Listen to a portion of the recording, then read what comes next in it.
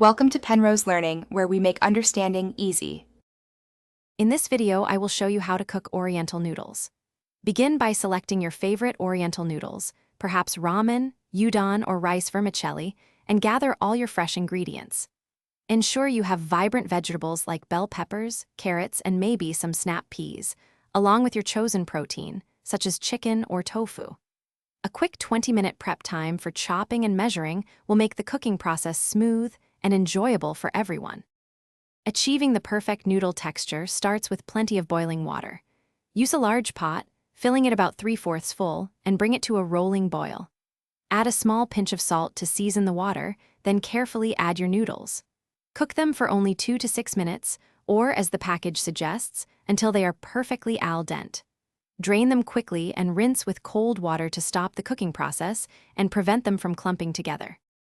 A truly delicious noodle dish relies on a well-balanced sauce. For a classic flavor, whisk together 4 tablespoons of soy sauce, 1 tablespoon of sesame oil, 1 teaspoon of honey for a touch of sweetness, and 1 teaspoon of grated fresh ginger.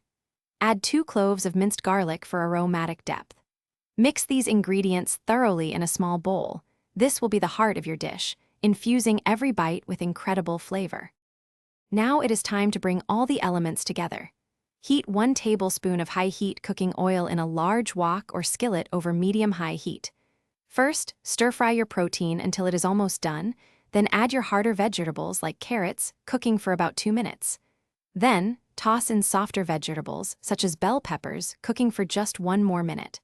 Finally, add the drained noodles and the flavorful sauce, tossing everything until well coated and heated through. Every strand will be infused. Thanks for watching. If this was helpful, leave a like and consider subscribing. See you next time.